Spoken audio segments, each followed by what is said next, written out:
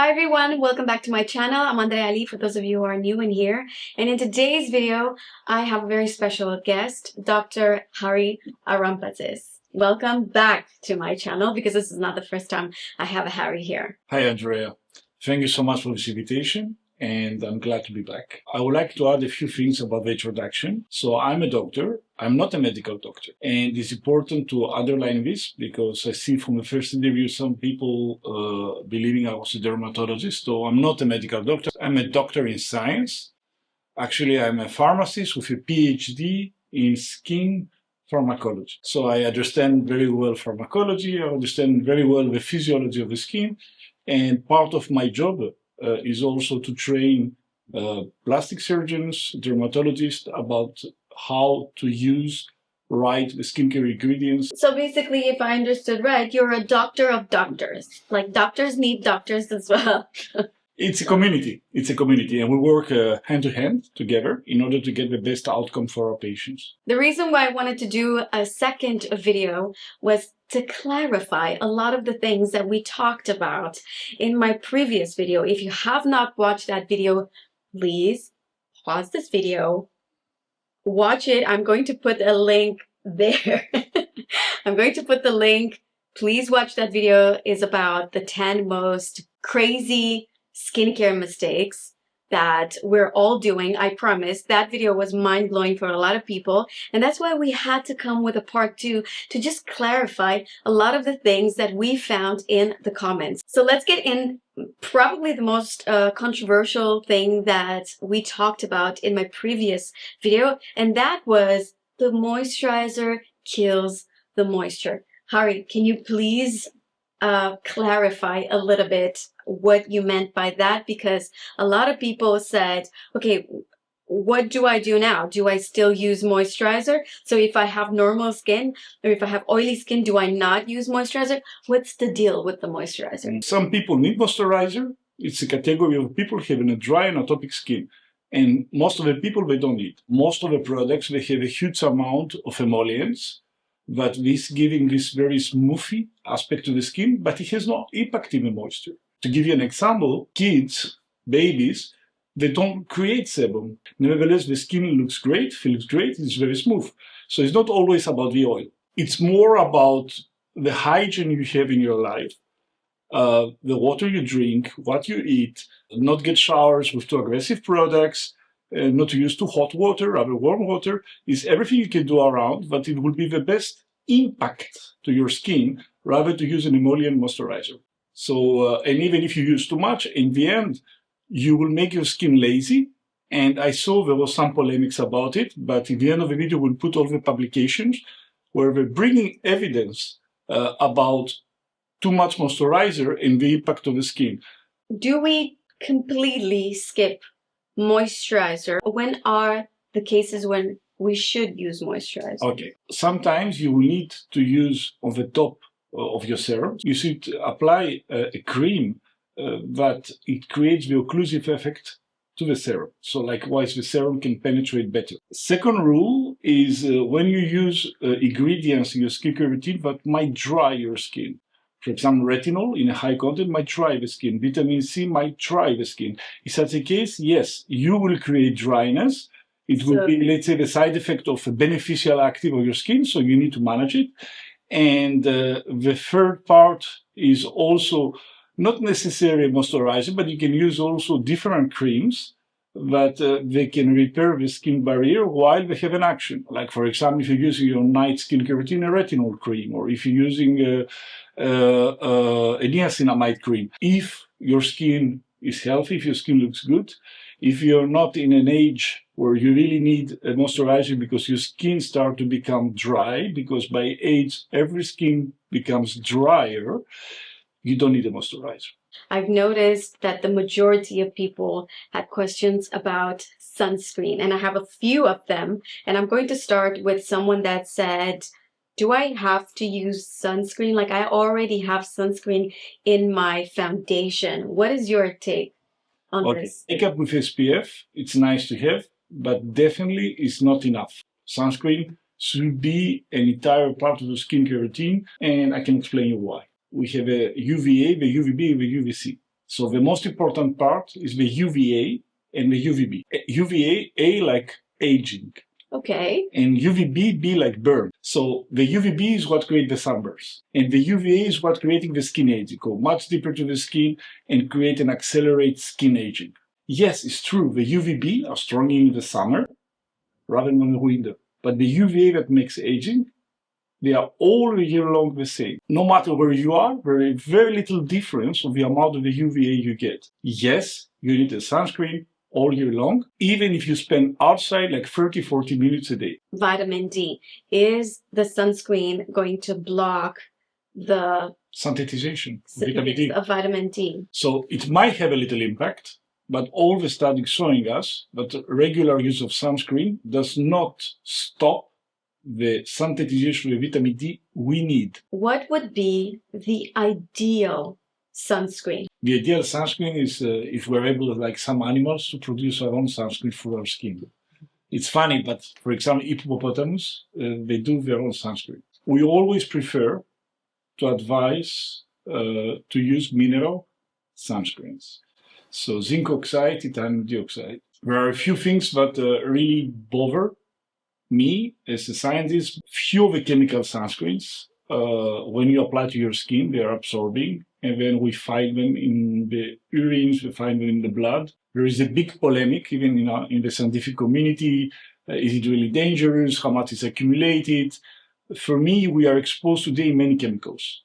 And if we have one chemical less, but it enters in our body, is always good. In our field, where we do treatments to the skin, we use only mineral because the skin is sensitized, it's sensitive skin.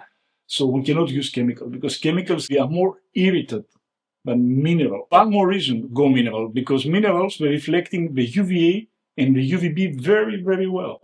Okay. And in the chemical filter, the only chemical filter that we are really focused and is really good on UVA is the avobenzone. And avobenzone is one of the filters that really penetrates into the body. Broad spectrum protection, this is very important. And if the company you're buying is communicated about the UVA protection, it's even better. Choosing a waterproof sunscreen is always good. And the advantage of the mineral waterproof sunscreens is that they have zinc. And zinc is very good for oily skin. Zinc oxide has also other advantages for the skin. It's anti-inflammatory, a sebum regulator. Are there any ingredients that we should avoid from the sunscreen list? Always look for zinc oxide. It has to be the first ingredient on the INCI list, which means this cream has majority of zinc oxide. There is a lot of companies, they want to reduce the quantity of zinc oxide because it's giving all these difficulties on the texture of a product. And they add chemical filters, but they are not considered as chemical filters. Butyloctyl salicylate. So this is not considered as a chemical filter, but it's an SPF booster. When you look at mineral sunscreen that has butyloctyl salicylate inside, it's not a real mineral. We will write it down. If you want to buy mineral tinted sunscreens, that's great. Tinted sunscreens, look for the iron oxides inside, so they have a benefit that they can also block infrared, the blue light. The shorter is the ingredient list, the best it is. Like in food. Yeah. The message I want to give is that it's better to use a sunscreen than no sunscreen. So if you like a chemical sunscreen and you apply just to your face, if you are not a kid, if you're not pregnant, chemical is also good. How important is reapplying the sunscreen? Having to reapply sunscreen, it's really a pain. And I don't know any other product that you can really build and build and build on top of makeup every 2 hours that won't look, greasy. Or if you're going to use a spray, at the end of the day, like if you're going to use that spray every 2 hours, your makeup will eventually melt. But if you're going to apply powder, it's going to be different. The powder from Universe Skin is really the most efficient powder that I've personally tried. Not only that, you have so much product inside. It comes with a brush, so that's very practical. A sunscreen powder depends of the applicator. It's very important to apply enough quantity. And we always advise it as a secondary sunscreen. What means secondary sunscreen? It's a sunscreen to renew, not a sunscreen to apply as own unique product. Exactly. You said something very interesting. At least for me, you've mentioned that retinol and vitamin C, these are not ingredients for everyone. What would you suggest as a replacement? Every skin type is different. And if you like, as the next point, we can go deep inside how to create, how we design a personalized skincare routine for every person. Skincare routine? Okay, I'm into this. So how are we going to categorize them? I'm very curious. We agree that skincare routine cannot be the same for every individual. I mean, I give you guys my skincare routine, but I always mention like this is what's working for me. It might not work for you. Since I have Harry here, he's going to give us the ideal, or what you would call the ideal skincare routine for each skin type. Aging is nothing else but a chronic inflammatory process. We age and we create inflammation. And this inflammation will destroy the collagen, the elastin, will destabilize all the skin cells like the fibroblasts, the keratinocytes. The idea of having a great anti-aging strategy is to have a great anti-inflammatory strategy to apply your skin, but also everything you do, everything you eat, the way you behave, the way you feel, all this part is an aspect of an anti-aging strategy. Everything that is increasing the inflammatory process, bad food, for example, diabetes, accelerates aging for the skin as well. Okay, so we are not aging the same, obviously. How do you personalize a skincare routine? First of all, you need to understand every different skin type. We have to define the hormonal profile and the sex. Second is the skin color, is the phototype. So then we can go for phototype 1, the white milky skin, to very deep dark skin tones, which is the phototype 6. Then we have the ethnic background, and also we have other factors like sensitivity, skin thickness, and age.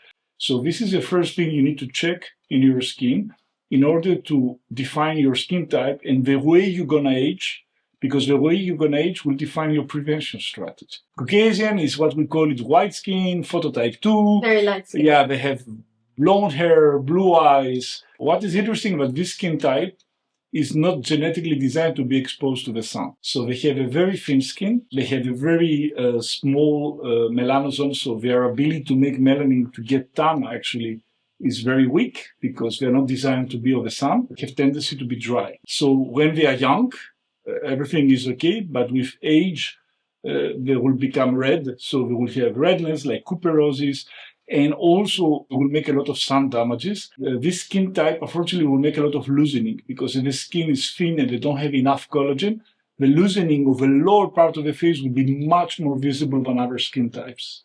So what would be the anti-aging strategy? We really need to use SPF. This is the category that needs to use a lot of antioxidants, but not always tolerate the vitamin C. So there are other categories of antioxidants like superoxidismutase, which is a very good antioxidant for the skin. It's human identical, but it's also anti-inflammatory, but might be more adapted for the skin type. Also for the night skincare routine, this is the skin type that retinol sometimes might irritate them. They can use retinol, but the best is to combine it with anti-inflammatory actives. Sometimes they have so sensitive skin where retinol is not even tolerated, so then they should go for actives like Madecasosite is an extract, is a skin booster but used for wound healing. But what is good for wound healing is also very good as anti-aging because it stimulates the collagen and the skin repair. Good moisturizers, because this category with age will create a very, very dry skin. They cannot use too much glycolic, they cannot clean the face with too much exfoliants, because all this will irritate the skin, and irritate the skin will accelerate their aging. Okay, so let's move on with the next skincare routine for the next skin type. What is this skin type? Oriental skin type. They are resisting better to the sun damages. They have a very high density of sebum glands. So they create a lot of sebum. They're aging better, exactly. They have a better skin barrier thanks to sebum. Also, as they have a thick skin and they make a lot of stratum corneum, a lot of keratinocytes, when they are young, they have more tendency to make acne. This population has to be very careful about to treat how oily is the skin to prevent acne formation. Due to the phototype they have, they do post-inflammatory hyperpigmentation, which means they make pigmentation after acne. Yeah, and also they make more scars. So the prevention of the scars when they are young is also very important. I don't say that everybody will make acne, but it's the most risky category to develop complex acne. After that, they stay younger, they stay more firm, the skin is better protected. Sometimes we also develop eye contour pigmentation. So how we treat this? We treat it with different kind of antioxidants. These people, they can tolerate vitamin C, even in high content. We can use retinol in high content also, but attention, if we irritate them, they will make post-inflammatory hyperpigmentation. So always when you use retinol, we combine it again with niacinamide, even higher doses of niacinamide to this population. Sunscreen is also necessary. Don't forget, it's not because they have a better phototype, but makes them more protected to the sun, but we don't need sunscreen because they make pigmentation. Nevertheless, it's the famous UVA. We need to work more with exfoliant products, pigment regulators, because this skin type, the inflammatory process is more expressed by pigmentation rather by loosening. There's something I've noticed. I don't know if other people have the same impression, but I cannot ever put an age to an Asian person. I feel like they're ageless, like they just never go old. What is the mystery behind it? I feel like their skin is always so beautiful. They don't have the jowls, like what? Genetically, the skin is different. But believe me, it's the same thing for the Asian who try to give us an age. They have a lot of difficulty because they don't look at the loosening to give an age. It's of the skin color and the skin homogeneity they give the age. Okay. So they have different criteria that they define. Exactly. They understand age in a different way. They have a lot of melanin. They have a very good photoprotection. Actually, they tan very well, but for them, tanning is a disaster. So they don't want to tan. They have all the time, little umbrellas. You know that sunscreen is religious in Korea.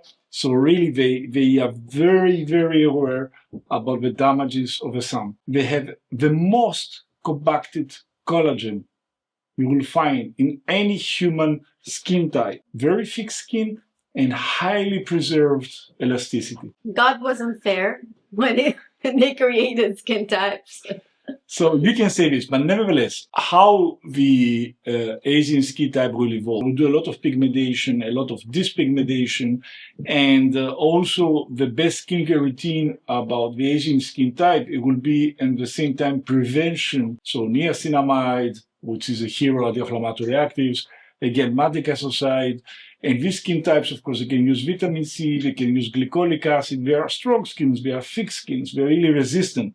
The only thing they need to be careful is that they don't do too much and they don't create inflammation of the skin. The inflammation of this skin type will go a little bit deeper to where you have a melanocyte and they will make pigmentation. So the balanced skincare routine for this skin type is doing strong, consistent, but if you do too much, pigmentation arises. Okay, and we got to the final skin type. So this is for deep, dark and dark skin tones. Yes, Q is a phototype 5-6. They're super lucky because they have more melanin, they have a very high photoprotection, and they have a very thick stratocorneum, but the way it's working like a little bit like a natural sunscreen. This very thick stratocorneum creates what we call it exerosis, so which means if you don't have enough water, they will have the skin crack. These phototypes, they will age very well. They have again compacted collagen, they have preserved elasticity, but with age, they are not oily, they will become super dry. The texture of the skin will be grayish, dyspigmented between a dark brown and a little bit gray skin color, which is coming by a very thick stratum corneum, which is not hydrated enough, what we call it xerosis, and dyspigmentation. We can use a lot of exfoliants with a lot of actives to keep hydration. Vitamin B5, D-panthenol, like lactic acid. They need to exfoliate while they keep their stratum corneum well hydrated. Of course, they can tolerate vitamin C in the day, they can tolerate retinol overnight, they can tolerate very exfoliant actives under the condition, again, that we don't do too much, and because if we do too much, we trigger hyperpigmentation. They still need sunscreen. Of course. Okay. UVA is always part of the aging, but also if it's people that don't use sunscreen, with age, they will have dyspigmentation. Okay. And also this is the sign of the inflammatory process on their skin type. Now, of course, I have a personal question. Okay, so genetically, we have like 4 or 5 skin types, right? Mhm. Would you consider, because of course, I'm Caucasian, but I don't feel like I don't get red very easily. Anka, right here, Harry's wife, she's Caucasian, has a slightly lighter skin tone than mine, and I know that she has very high sensitivity to the sun. Would you say I would have to do a different skin regimen than someone with lighter skin than me? Totally. You're not the same skin type. You have a mixity of Caucasian with somewhere Middle East, somewhere in the background of your family. That's true. This is the reason I say phototype and ethnicity is important. So you have a thick skin, a strong skin. It's very resistant. Most probably when you're younger, you suffer from acne, like the Middle Eastern phototypes, like oily skin, thick skin, hyperkeratinization. You do post-inflammatory hyperpigmentation. And you're not really a sensitive skin type, except if you do too much. Anka's skin type, she has a thin skin. She's really the phototype 1, 2. I was talking about Anka because, okay, first of all, no makeup. We're the same age. We're different skin types. But also what I wanted to say is sometimes, it's not about just the skin and the quality of the skin, but it's this bone structure. Thank you. And the worst skin type to age, no? Yeah. The worst. So, I mean, the worst skin type to sun. She has no loosening. Yeah, because she has a very consistent skincare routine. Anka, she has a phototype 2 with a Slavic background. So the bone structure is very, very high. So at the end of the day, it's not just the skin, right? It's also your base, your bones. What do you think about all this new approach to skincare, such as LED light therapy, such as lasers, for example, CO2 laser or Morpheus or microneedling with the radio frequency? All these microcurrent devices, are all these new technology helping our skin, or is it more damaging in time? If you want to combine skincare with medical approaches in order to delay and slow down aging, they are not anymore just two things like fillers and toxins. And it's the combination of the methods that helps to create new collagen. So skincare plus what we call it treatments that we can do more frequently over the year in order to delay aging. But what do you think about because for example, I read that the microneedling with radio frequency, like the famous Morpheus, might actually melt the fat under the skin, and it eventually can make you look older. If you do the microneedling with radio frequency, the brown you mentioned, with the right doctor on the right depth, this cannot happen. It's not only the device you choose, but also who is using this device. So, for example, the CO2 lasers, they will make very controlled burns inside the skin with laser beams. And this will create new collagen because the skin needs to heal and will make your skin look much younger. Then today, the approach is really holistic, is using devices with good background, by people that they are really well educated how to use them and how to combine them. Don't do too much, choose them well, and do it in a consistent way. Now, just to wrap this up, what are the golden rules for skincare? Number 1, treat inflammation always first. Number 2, choose right what you do in the day and what you do in the night. In the day, you will always choose ingredients that they have antioxidant, anti-inflammatory properties, and ideally they repair the skin barrier and sunscreen. In the night is the moment to use your skin boosters. All the actives that will boost your collagen. Retinol, Sedella asiatica, glycolic acid, phytic acid, all the exfoliant actives that are skin booster is the night. Retinol is the night. So the night you treat. The night you treat the pigment. The night you will use actives like arbutin, like kojic acid, like tranexamic acid. So the day you protect, the night you treat. Okay. Number 3, if it is to use strong actives, then always combine them with an anti-inflammatory active. An active that is very known as being anti-inflammatory is niacinamide. So if you want to use retinol 1%, if you want to use glycolic 14%, If you want to keep these strong actives in your skincare routine, safety belt, niacinamide. This was a very complete image about skincare and the routine. I cannot thank you enough for taking the time to come on my YouTube channel again.